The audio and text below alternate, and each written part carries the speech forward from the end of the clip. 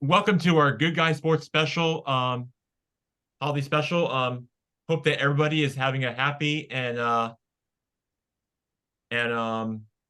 festive and Merry Christmas to here on our Good Guy Sports show. It will be our it it um it it is going to be what I promised you. It will be the best show of the year, which we can all agree on. Save the best for the last to the very end of the show. And we will share our favorite Christmas memories a little later after that, towards the end of our show. But what I want to get to first before we get into all that is I want to talk about that I heard. Well, we'll get to the college football playoff semifinal in a second, but I want to first talk about what I heard Mom told me the other day about a few hours ago. Um, is that first of all, got a text from Blake Weinberg. He'll be joining us in a moment, but right now I want to get to the Duke Baylor game. But before we get into all of that, let's welcome in Blake Weinberger, who has just joined us just right on time, a few minutes late, a bit after 5:01. Doesn't matter. You're with us. You're just a little late, but at least you're on time. Blake, Merry Christmas. Hope that you and your family are having a holiday. Welcome to our Good Guy Sports special holiday show. And as you can see, Blake, where we are wearing all of our Christmas sweaters, Oh as we usually do. Yeah. man. Oh, you guys So look great. don't we all? I mean, we're very You got festive. the light, you got the light and everything, Jackson. Oh yeah, I sure do, Blake. Awesome. All right, keep Going going, Jack. Sorry, on sorry, I'm here. everything that you would expect. Yeah, Jackson. So you're gonna talk about the Duke game, right? Yes, yes. So last I heard, the Duke Blue Devils actually won their game last night. I want to say in Madison Square Garden against they beat the Baylor Bears. I'm pretty sure that's what my mom told me. So so yes, they won the final score and final score of 78-70 the final. They beat 10 Baylor, and as you would expect, Duke did win this game. And Mr. Kevin, this had to be some like special like tournament other than not playing in Cameron Indoor or at Baylor. This is some like special tournament that they do every year for college basketball. You have any? Did you happen to catch any of the highlights or what Duke did in that game? I mean, at least they found a way to win. Most importantly, but depending on where they are, as a team perspective, they are 8-3 right now. Baylor's 9-2. Duke is 21 ranked right now. Baylor, Baylor, what would be what would be, and they won the final score, and I want to say in a free or score possession game. I mean, it was 78-70. Kevin, your thoughts on the Duke score last night? Well, thanks, Jackson. From a Duke perspective, it was an important win, an important game. The other two times we've gone up against ranked teams this season, we've come out on the short end of the stick, and there was a lot of concern as to what this might mean. In addition to which, one of the Duke key players, our Australian Tyrese Proctor, has been out for the last few games. Um, and he got injured in the game against Georgia Tech, which we also lost, and to an unranked Georgia Tech. So the three losses that we have, we're beginning to ramp up and worry some of the Duke faithful as we move forward. So taking on Baylor, and a very good Baylor team that's high scoring, leading the nation in 3-point percentage, as I recollect, was really helpful. Of course, we weren't playing in Cameron, but we were playing in what a lot of people refer to as Cameron North. Madison Square Garden is a favored venue for Duke, and there are a considerable number of Duke faithful in the New York area who tend to turn out for these games. But it was I mean, going into the last, I believe it was the last 6 minutes of the game, it was tied at 61 all. So it could have gone either way, and at that point. And the way Duke has played in a few of its losses, it would have gone the other way. I think that what was healthy and for as far as a lot of Duke fans are concerned, is Duke seemed to show some toughness down the stretch. That was welcome. That definitely. Yeah, definitely getting a win over a top opponent like Baylor early in the season, definitely before jumping into the full-on ACC play is definitely important. Like you said, given some of the early losses, definitely going to be some teething problems for Coach Shire's team. Obviously, getting a lot of these tough games out of the way. Especially Duke always puts a tough schedule, right? Non-conference as well. So, you know, it's hard to go unscathed this early in the season. But I think so far they've done a good job of weathering the storm, I would say. That's good to say. That I think what you say is exactly on the mark, Blake. And you hope that if you do lose some games, as the saying goes, the important thing is to learn something from it, and to come out stronger the next time. And it seems as if Duke may have done that in this case. One of the things that is a concern about when you mention the schedule, the ACC is not terribly strong this year, it would seem. And as you know, when it comes to putting together the NCAA and the and who's in what position, the net score is important. I don't know that we'll be playing many, as they say, quad one teams moving forward, and all. And maybe I must, to be honest with you too, I think maybe Baylor has hit a bit of a snag. They got beaten pretty well by Michigan State just before us, and now they've lost 2 in a row. But we've got one more game on the 30th against Queens, and then we hit the ACC, and so we'll learn an awful lot come January. Yeah, definitely. Once you get into the new year and the conference play starts to pick up, particularly in the ACC, you kind of learn who are the contenders and the pretenders, as they say. So the games come thick and fast in the ACC, don't they? So we'll definitely learn a lot over the next couple weeks. Agreed. Exactly right. Jack, what's our Yes. next topic for today? Yeah, so next topic before we get so to recap from what you just said, before you guys said it's too early. It's too early. I mean, we're still in December. It's a long season, so wait until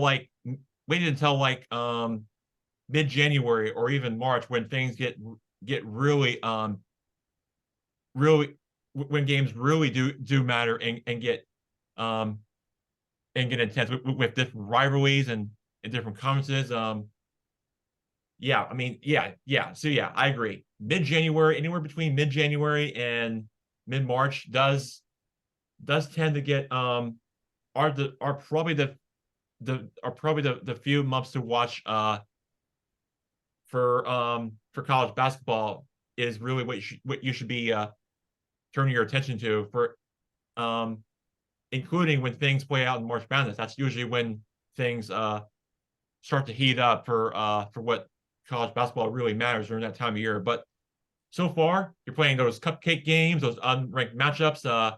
It's still early. It's a long season. I mean, those games don't really matter to me, even though they're still games that still count, even though it's not, even though. Hey, Jackson, you told me that Arizona game. You told me that Arizona game was a cupcake game. No, Blake. I was just saying that those games that they play, like Jackson, conference play, That Arizona game was no cupcake.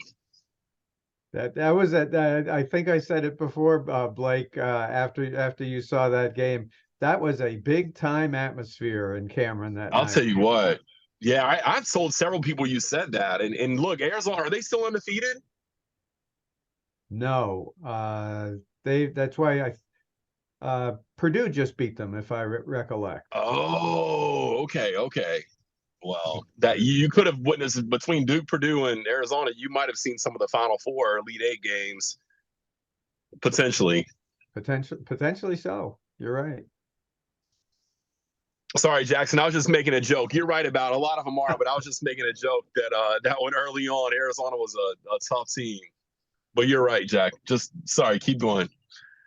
Yeah, you're fine. You're good. I was just saying that usually you're in the early part of December, and those games, like you said, don't really matter.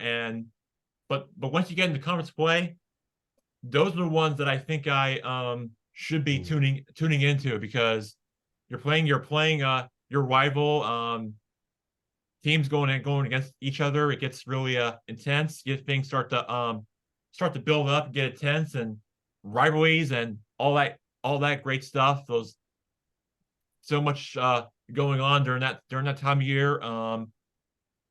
Anywhere between January and March, that's where things really matter. So yeah, like I said earlier, games in December just don't really matter, even though basketball season has already started. That's just how I'm going to say it right here on Good Guy Sports.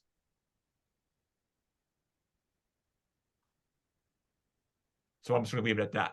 All right, so let's move on now to another topic and move on to another college sport. To the college football semifinal matchups. The first one we got is number 4 Alabama against number 1 Michigan in the Rose Bowl game in beautiful Pasadena with the mountains in the background.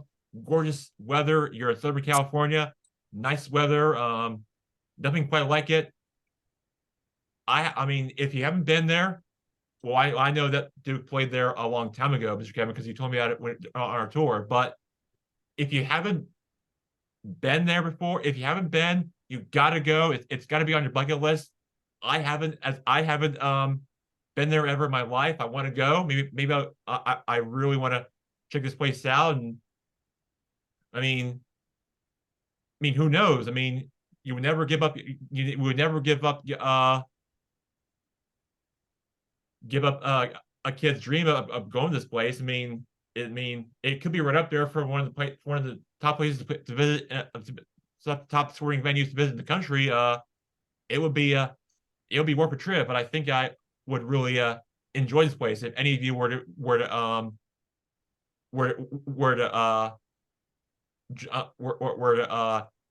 take the trip for me, then I'm in. I just think it would just be nice if you were to accept my my invite. It would be great. So anyway, back to the game. So Alabama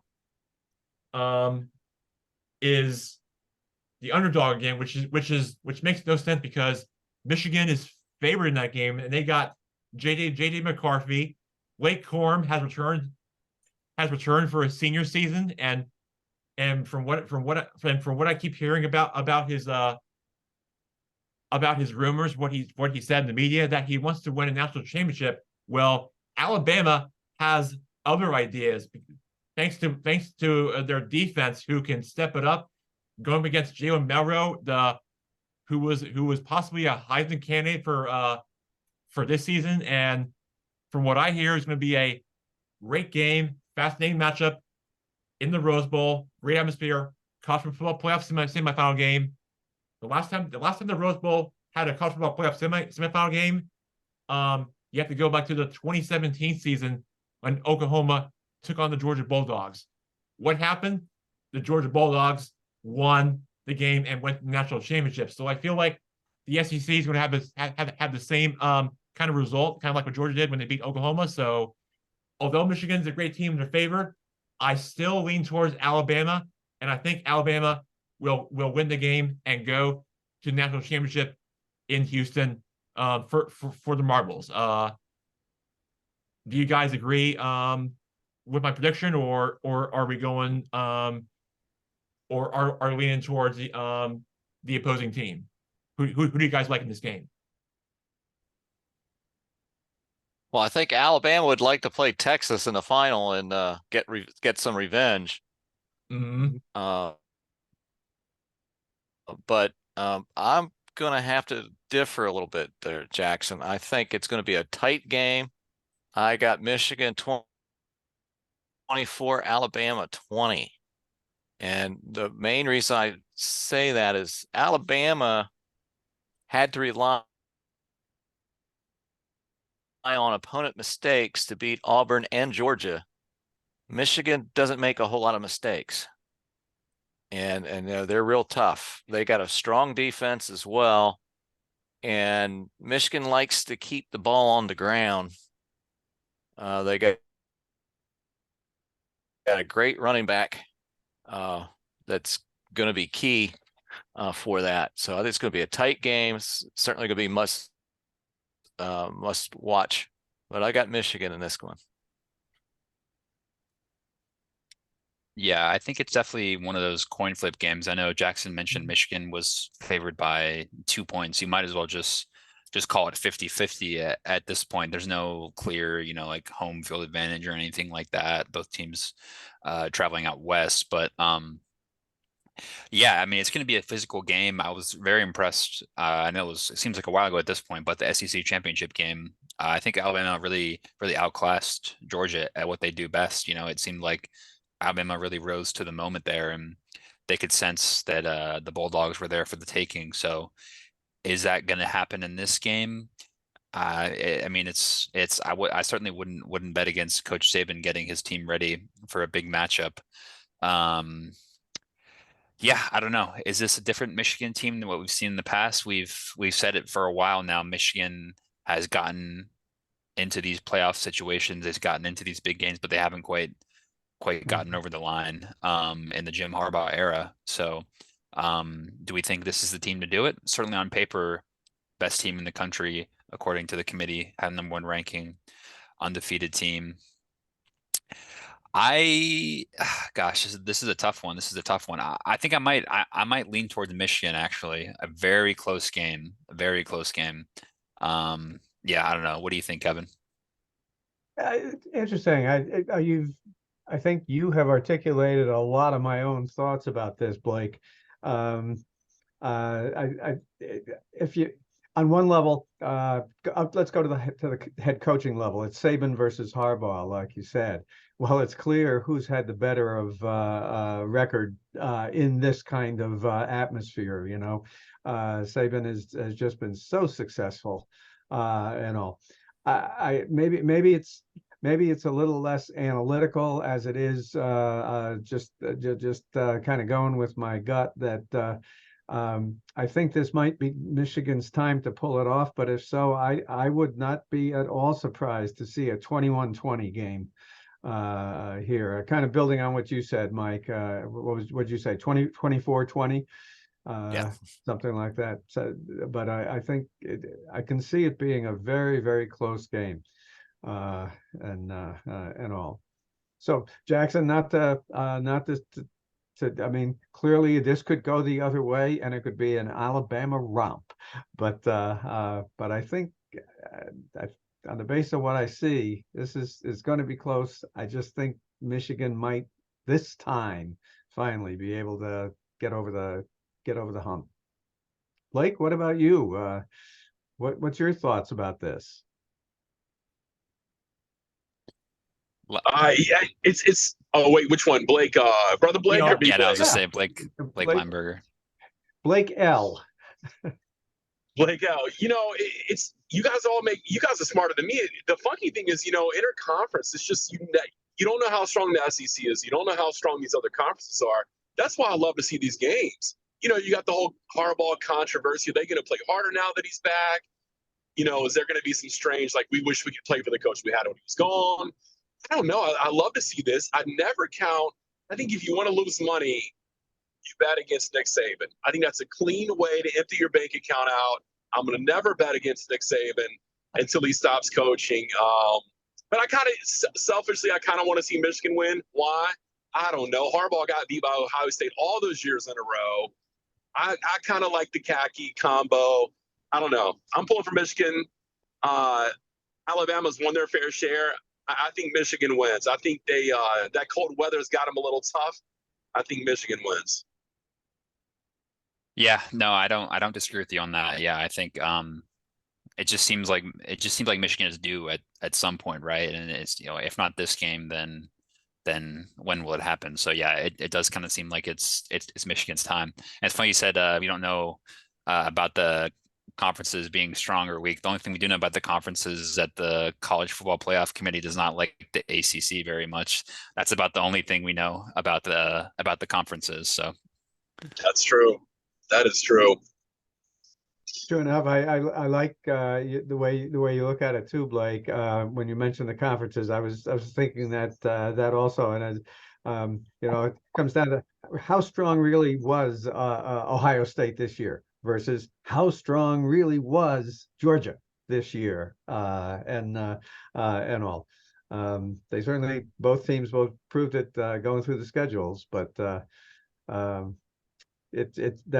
one of the really great things about this time of year. You're right. They're starting to see one conference versus the other. And by the way, Blake Gerke, we've also got a meeting tomorrow of the Florida State Board of Trustees. That's right. Yeah. Speaking about ACC. ACC Sorry, Blake. crisis. Yeah. Right. Blake Lineberg. I'm sorry. I think I stepped over your lines there. No, I was just going to say that, there's a famous broadcaster in this space. His name's Mike Roby, and I've never forgotten. One of the things he said is, it's not when it's not about getting hot and getting on a streak. It's when you get hot and get on the streak. And I think Alabama has shown us they were a little off in the beginning, and they put it all together. They're hot right now. And so I'm going to stick with the great broadcaster, Mike Roby. Information on this. What's that? Yeah, no, I think that's fair. Like Alabama have the hot hand right now. So yeah, I certainly wouldn't bet against them. Jackson, where are you leaning in this game? Yeah, I think Alabama's going to win this one in a final score of, it's going to be a close one. I'm going to say I'm going to guess 28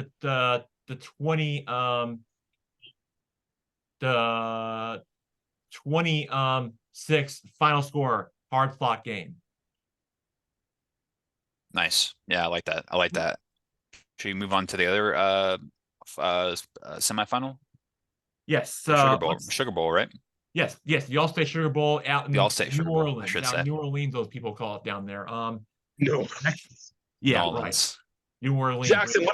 Jackson, let me jump in real quick before I forget. Kevin, I think, was about to bring this up, but he's going to probably have a little insight. Was it true, Kevin, that UAE or Dubai or whatever, the Live Tour conglomerate, were they actually in talks to buy out Florida State's contract from the ACC? And is that what the meeting is going to be about soon?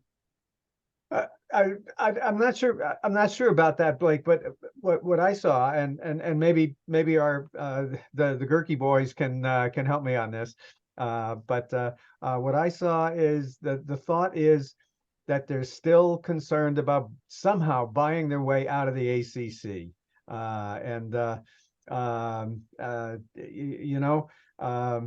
there've been teams of lawyers working from probably 6 or 7 of the ACC teams, seeing about if there was some loophole, some way they could break that contract with ESPN, and nobody seems to have found anything yet.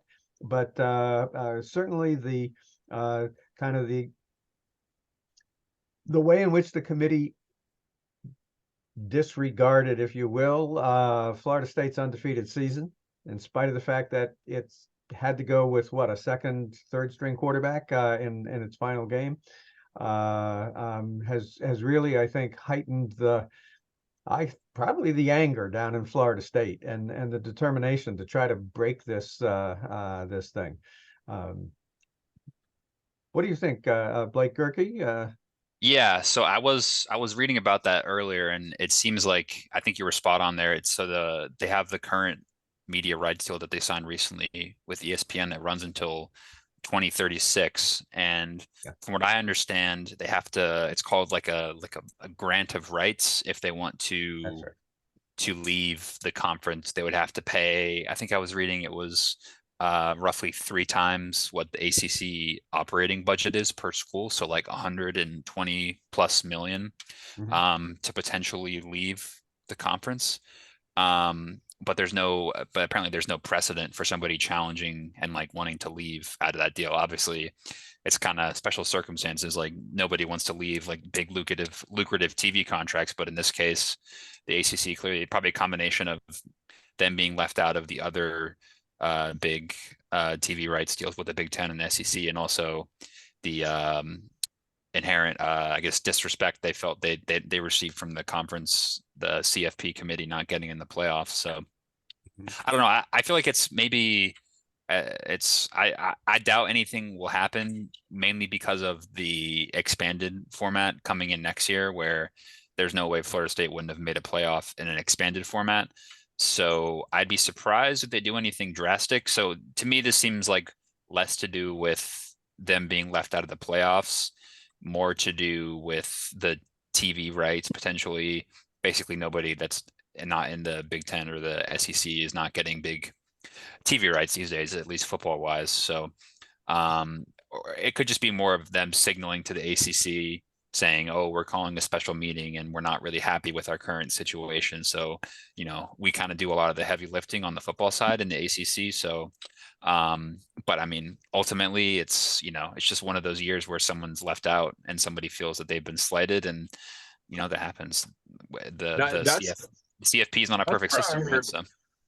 That's where I heard that, and that's the article. The rumors of the Live Tour conglomerate coming in, because they were about the only people that would have pockets deep enough to do the 120 mil buyout. And Yeah, I so that don't could be also know. they purchased, because I know the ACC did a deal with the CW network, I know, recently as well, to air some games, or one conference did. So I mean, there's possibilities of ACC. the ACC, some schools in the ACC trying to break out and form a new TV contract with something like Live. Yeah, I mean, it's certainly possible. Yeah. Blake, do you think it would be more? Oh, sorry. Go ahead, Kevin. No, I was just going to say, Blake, let me use this as a lead-in for you. When you mentioned this before, it kind of went by me because I had not read about the LIV potential here and all. But as you two are saying, it makes sense in terms of who's got deep pockets enough to do this. And you're right. And the funny part is, and this is what Blake might know, is I don't know what they would get out of it. Are they going to put their logo all over the stadium on the jerseys? Do they want to run their own broadcast network? Blake Gerke, you might know what angle. Why would they want it? I guess they already broadcast their golf matches, or they have a syndicate. Do they have?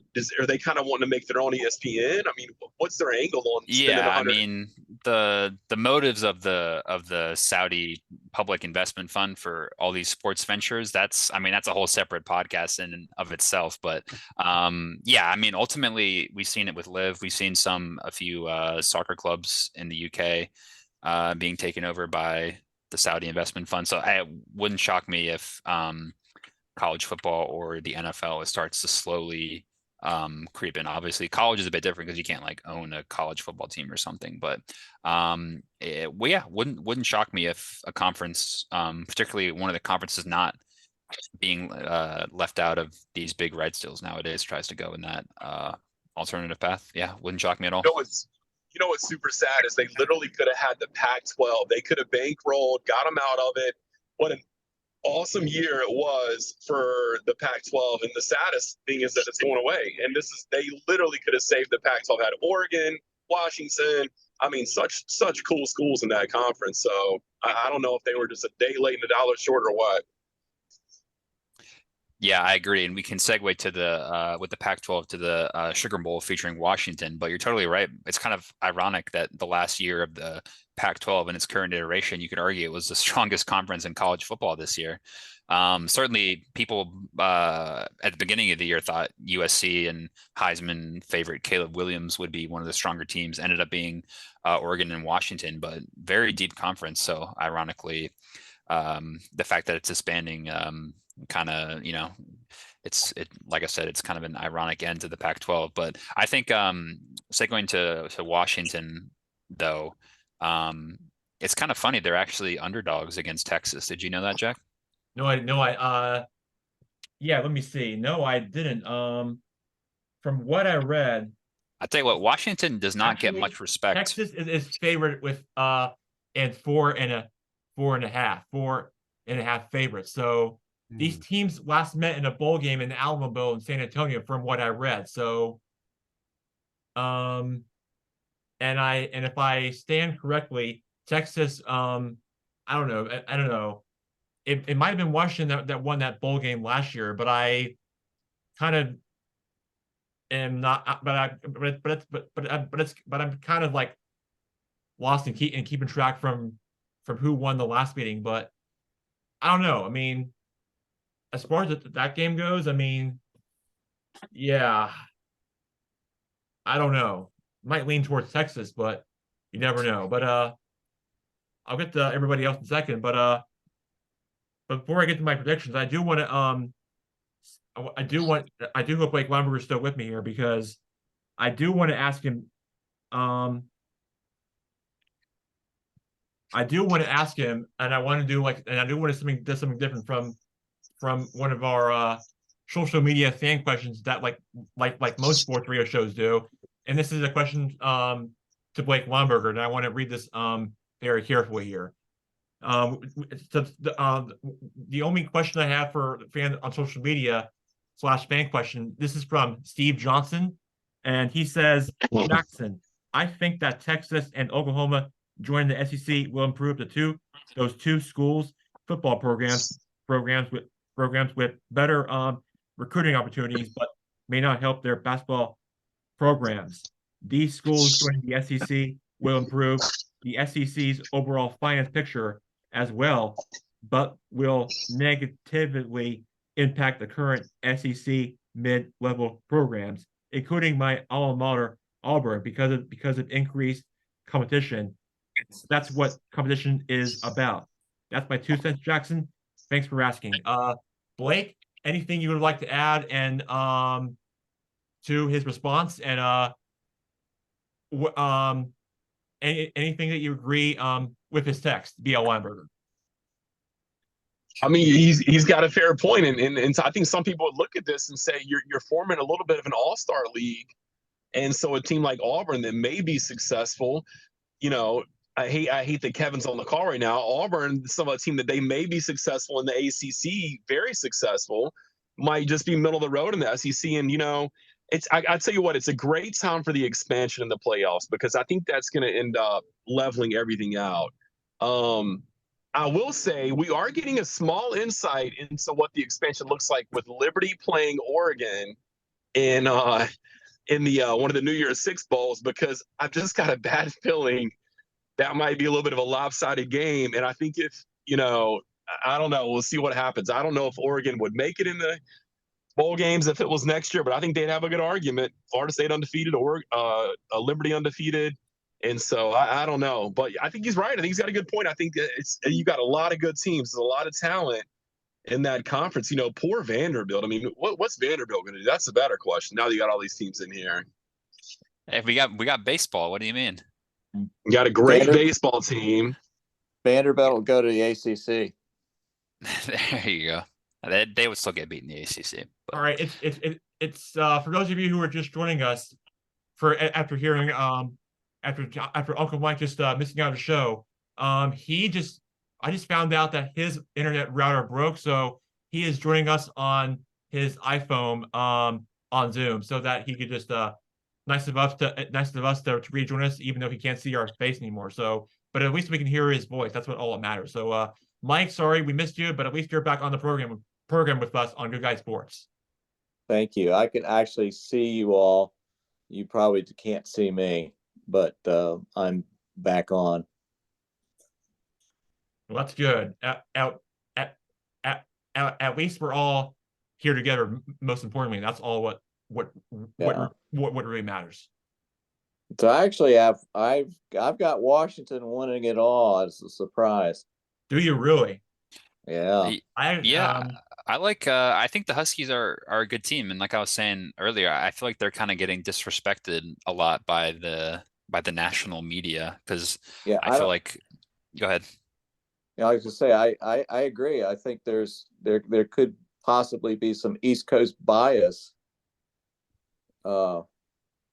against some of the Pac-12 and Washington. I'd Yeah, be curious to see if Washington and Michigan would be show up in the Big Ten championship next year. Yeah, exactly. I think in That college would be football, something.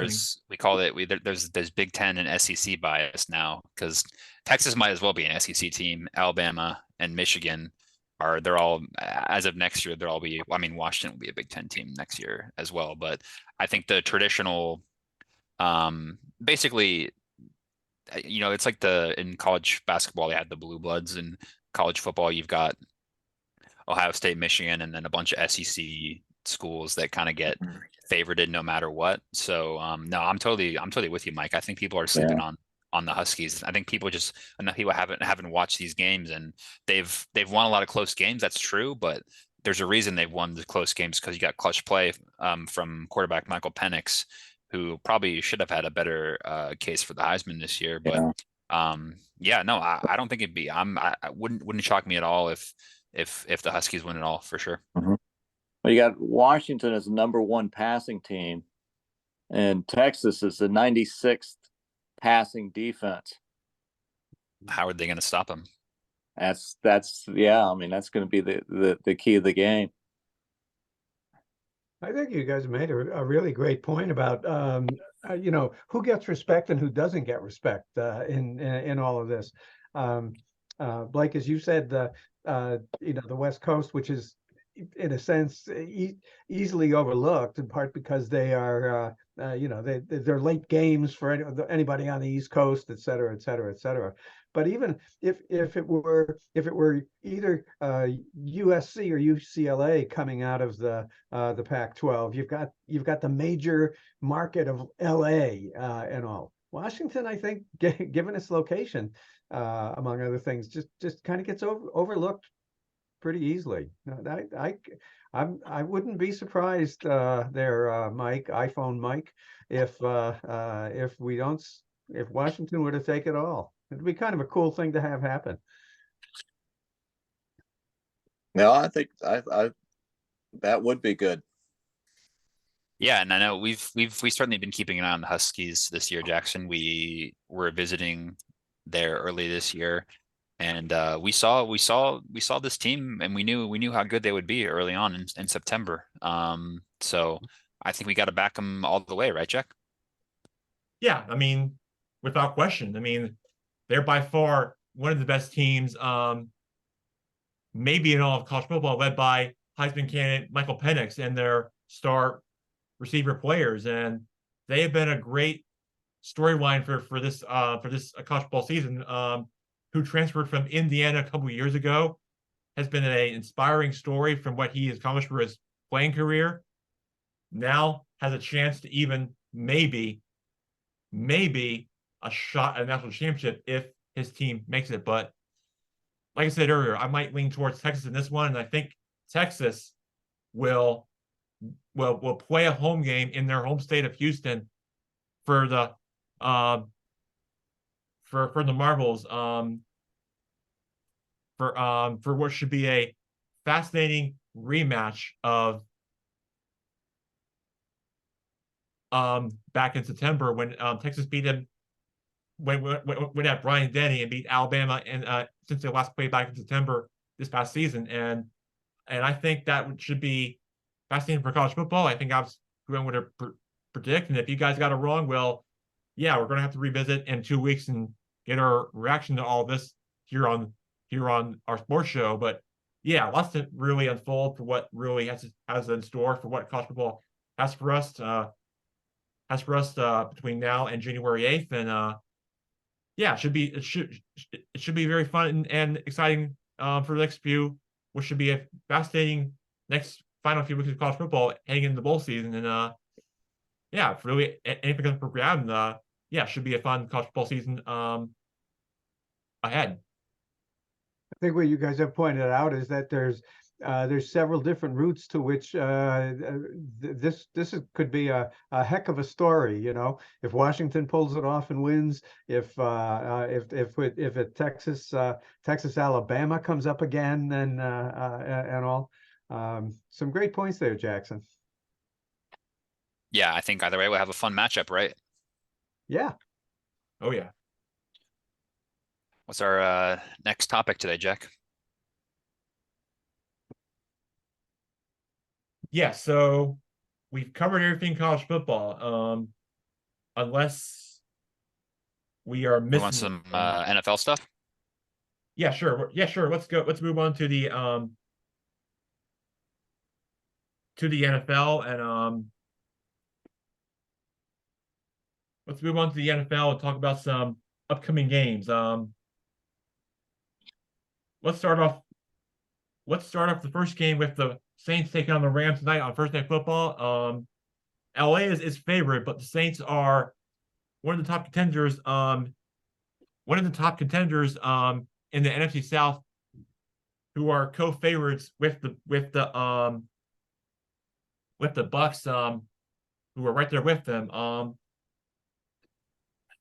I don't know, but I might lean towards the Saints, but I could be wrong. But Derek Carr and the Saints were coming off in a dominant win at home against Tommy DeVito and the Giants, who had a incredible story with his family supporting there. When I don't know if you missed it. You probably missed it last week, Kevin, but there was a storyline. There was an incredible story of Tommy DeVito's family supporting this kid, and how he enjoyed this incredible run. But it didn't last very long. The next week after, as they got crushed by the Saints at home. But now the Saints turn their attention to have to go to the West Coast at SoFi Stadium on the road against Cooper Kupp and Kuda and the Brandon Kuda and the Rams, and that team is really good, and might lean towards the Saints in this one, but the Rams will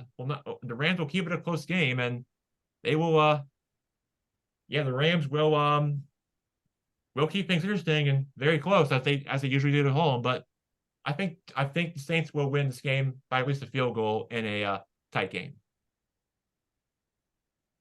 Interesting. Yeah, I'm actually leaning more towards the Rams this year. I think New Orleans have not really impressed me this year. I know they've bounced around to a couple of different quarterbacks this year. Derek Carr, not really hitting the ground running as much as they would have thought at the beginning of the year. You can probably say that for majority of the NFC South this year, to be fair. But I feel like the Rams are just hanging around. I don't think this is going to be a great game. I don't think either of these teams, I mean, they're both 500. So I think we can safely assume neither of these teams should be making big playoff runs come January. But yeah, I think I'll lean the Rams here at home. I don't feel particularly strong about it either way, but I think I'm going to lean Rams just because of the home field advantage on this one. Yeah.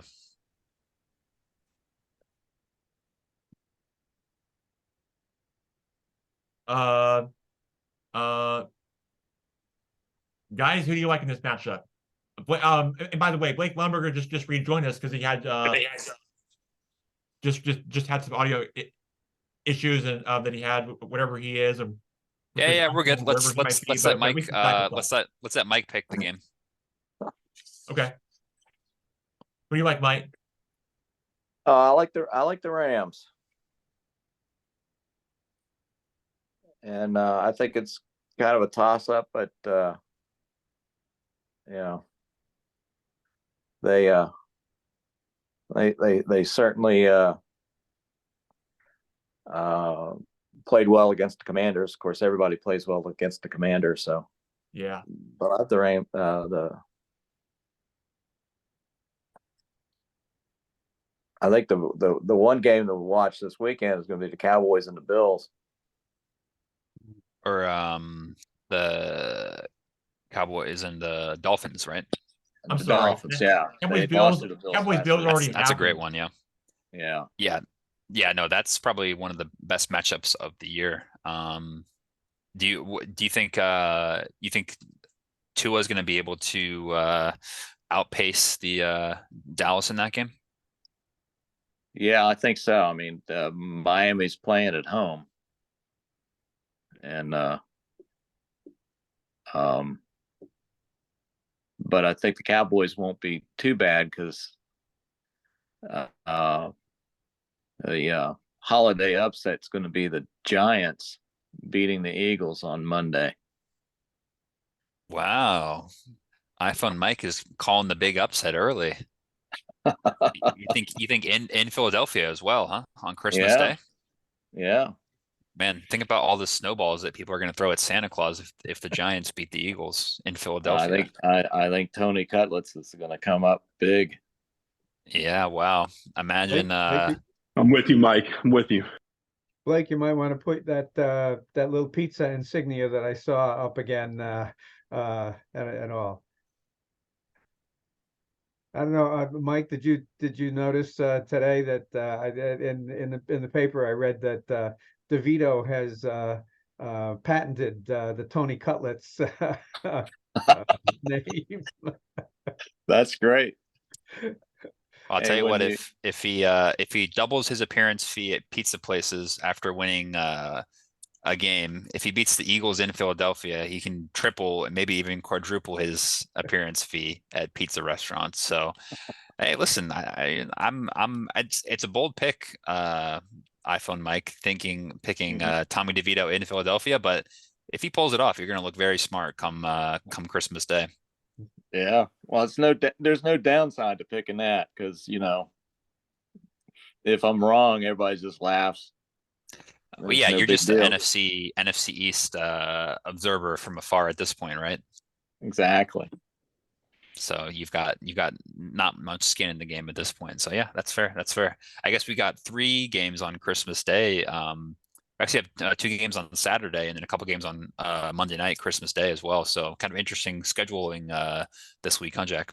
That's right. And yeah, we got 3 games anywhere between the Ravens and 49ers. That should be a great game. Yeah. But we'll get to that second. But I want to recap before I get to those games real quick. That I want to get to Blake Lumberger. Blake, great to have you back on. I'm sorry we lost you. You probably had a bad connection wherever you might be. You're probably like in the middle of nowhere, out in the mountains. I'm back, baby. Thank you, Jack.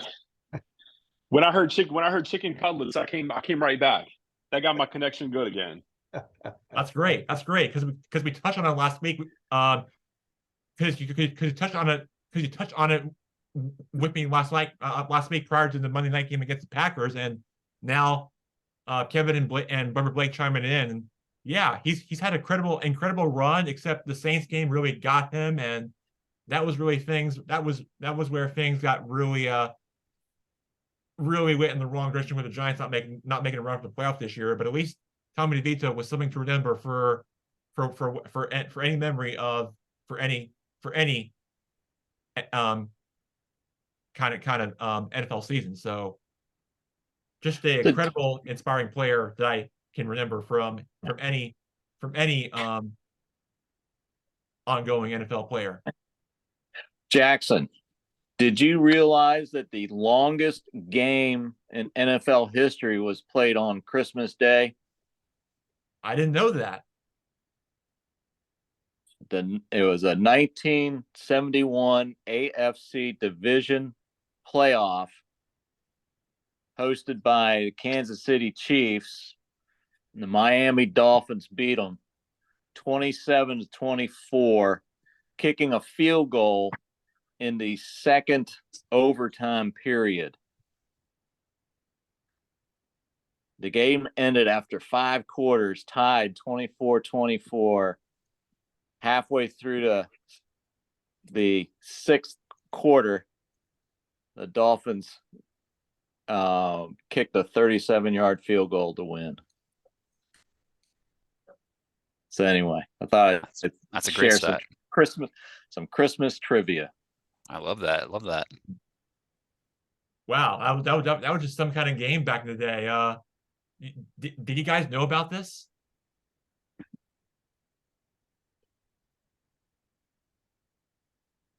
I did not know about that. No, I did not either. No. Wow. Mike, were you on earlier when I talked about the great broadcaster? Were you on earlier when I talked about the great broadcaster, or I think you were off at that point? Yeah, no, I missed that. Okay. Uncle Mike, the great broadcaster, Uncle Mike, that said it doesn't matter if you get hot, it matters when you get hot. And we were talking about Alabama getting hot at the right time. Yeah. Oh yeah. So sorry, But- I thought you were on the call when I gave the No worries. once Thank famous broadcaster a shout out. Yeah. Yeah. Well, Did, I'll still go with the Huskies. did you guys notice that the NFL is going to have no ads in the fourth quarter Saturday night in their No game? way. Really? Yeah, I'm Wow. not really. I didn't read the article. I'm not really sure what that's about, but I was on a CBS site and it said they're going commercial free Saturday night in the fourth quarter. Sounds like they're taking It's- a play.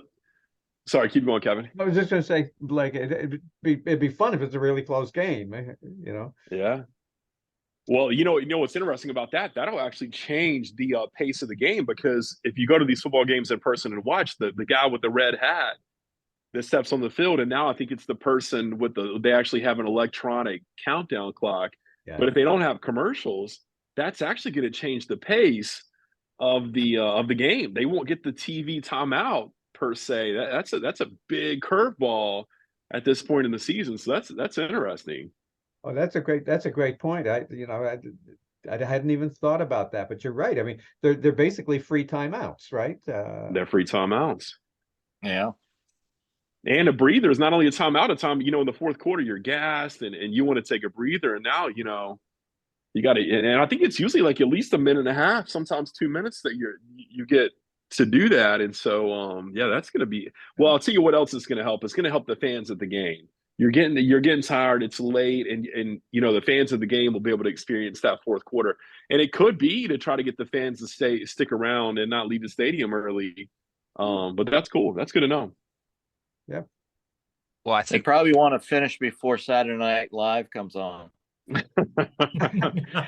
Or as and Jackson, you'll like this reference, but as Steve Spurrier used to say, boys and girls, we know the drinks in the parking lot. They'll be out there. You don't have to leave early at halftime. They'll still be there when you get out there. And then when he talked about Florida's library burning down, and the tragedy was that all 6 coloring books burned and didn't make it out. And we truly miss people like Steve Spurrier in press conferences now. Well, he's a grandson kind of coach. That's what he really is, Blake. Just one of the greatest college football legends, probably in modern college football history. Well, let me ask everybody Gracefully this: done. how many? Sorry, go ahead, Jack. And I was saying the greatest college football coaches ever, probably in all of college football and SEC history. He's one of our legends. Nobody like him. I think we can all agree with that. Go ahead, Blake. Well, I was just going to say, and this is a little trivia question for everybody, and I do not know the answer to this, but how many coaches go play an opposing team that have a statue of themselves at the opposing team's football field? Because when Steve Spurrier was with South Carolina and played against Florida, there is a statue of him outside of Florida Stadium, and it was erected before he got the job, I'm assuming, at South Carolina. So that's a really, I wonder how many times that's happened. I'm sure that's a very rare occurrence if there has been any other ones. That's a good piece of trivia there as well that you have there. Jack, so you want to use the last 5 minutes we have here to maybe talk a little bit of Christmas? Yes, I will close it out with the final few topics in our show, and then we'll close it out for what should be we'll get a great show a little later in a second, but I want to close it out very quick here and recap before I get to the final topics. We got a few. We are running short on time, but I want to get this in real quick. And recap from last week for one of the games. The one game I want to get to is the Panthers won in a 7-9 rainy, sloppy game slugfest out in Bank of America Stadium last week. You sure we can't just skip that one? That was one of the worst games I've ever seen in my life. Most NFL history. And Agree. both players just had struggling to find the ball. It was very muddy. It was very sloppy. Players just had trouble finding the ball in one of the worst. I mean, Eddie Petrero had the game-winning field goal at the end, and then people were wearing in their rain jackets in the stadium, and they were all over in the stadium, and the weather in Charlotte was miserable and yucky and nasty. Fans couldn't take it; they couldn't live through it, and yeah, the fans out there in Carolina couldn't stand it. But at least they found a way to win in an ugly way, even though the Panthers are last in the NFC South.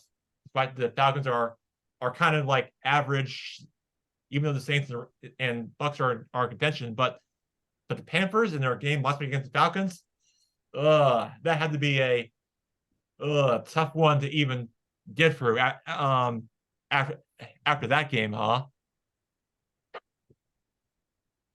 Jackson, I think Mike would agree for his team, but a win is a win is a win is a win. And I'm going to go and make a bold prediction on here. We will continue this show. It will never go away until either the Panthers or the Commanders win the Super Bowl. So that's breaking news. You can timestamp this, okay, and record this. The show will never stop. Be here for a long time, won't we? For a long time. Well, at least we have the off season where we can, like, for what Commanders fans can look forward to, and just like many talk radio shows that I've listened to, want to wait for the season to end early and want to get more excitement in training camp or even in the draft, the combine, or even mid-season workouts, or just any like off-season activities they have in the team facility there down in Ashburn. So I feel like the Commanders can really just use a relief after what they've been through this season, because now your next home game for the Commanders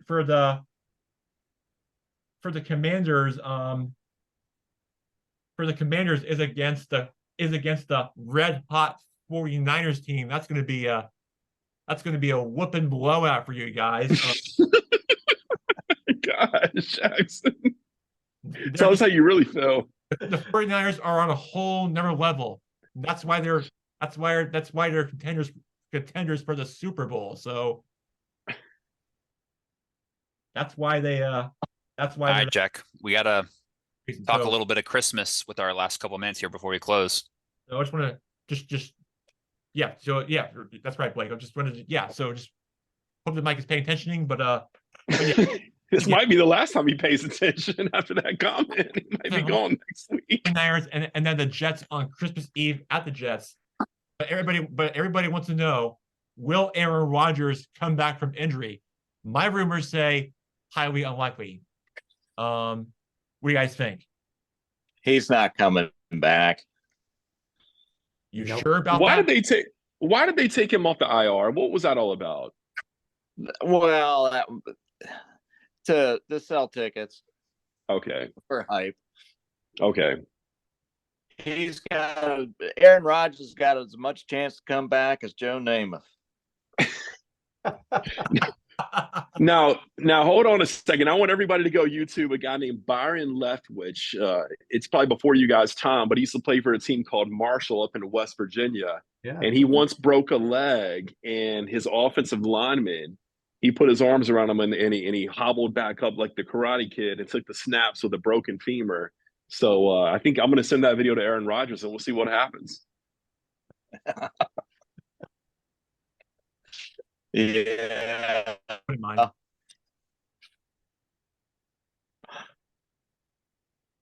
right, Jack. What's our last topic is a little Last talk about time, Christmas, right? sports, but very quick. Favorite Christmas memories. Or just what you're doing for Christmas this year, or any Christmas traditions, maybe anybody wants to share? Anything Christmas related stuff, memories, current you want to share with us real quick before we close our show.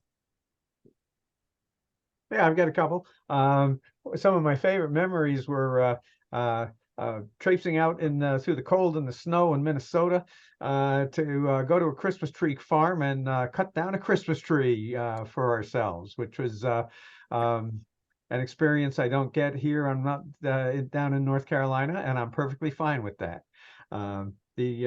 Another thing, I used to dress up as Santa Claus.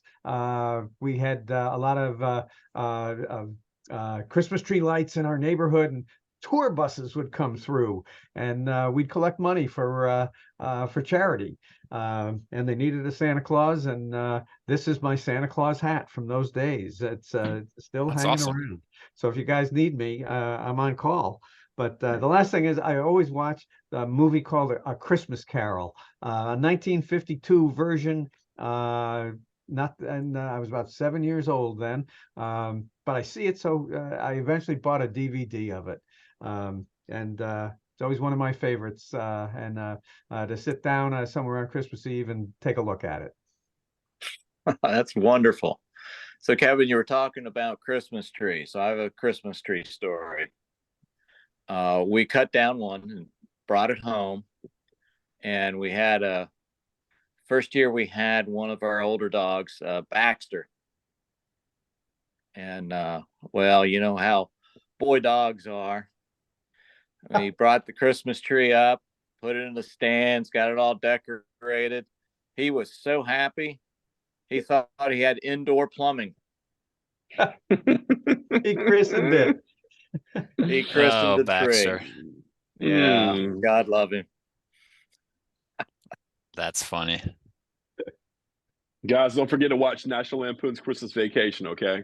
It's a classic. That Absolutely. That's your is. go-to movie for the holidays, Blake?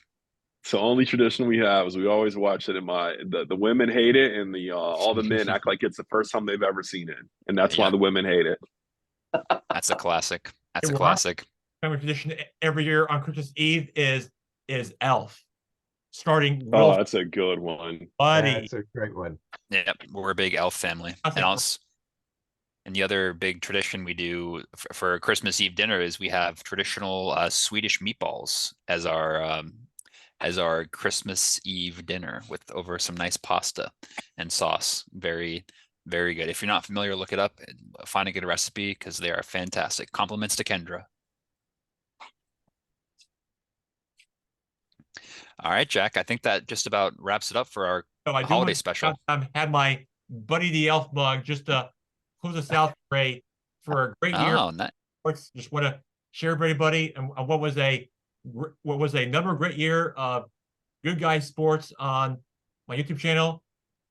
Wish to all of you the best. For all of us, the cheers of us ahead to a new year and better things have yet to come. For Good Guys Sports for what has yet to come.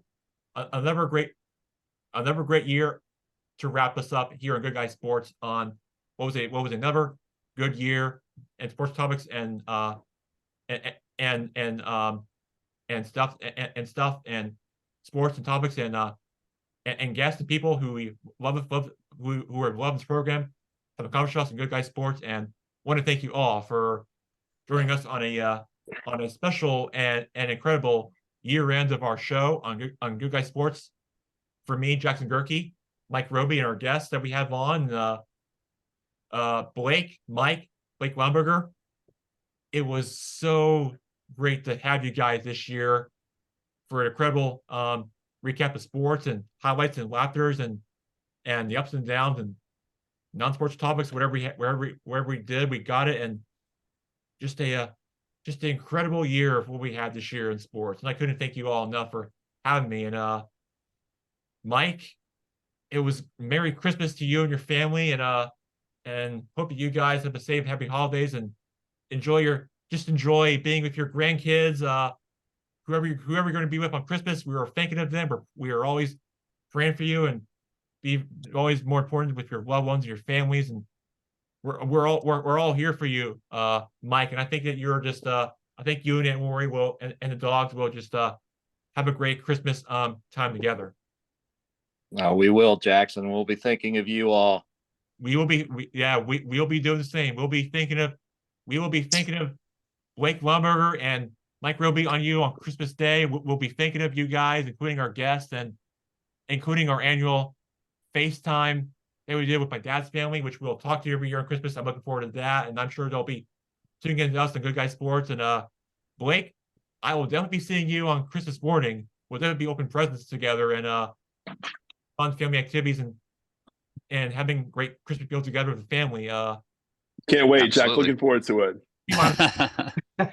I can't wait for it.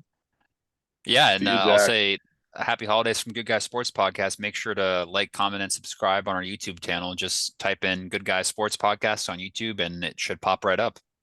All right, our time has come to an end, which means it'll be the final show of 2023.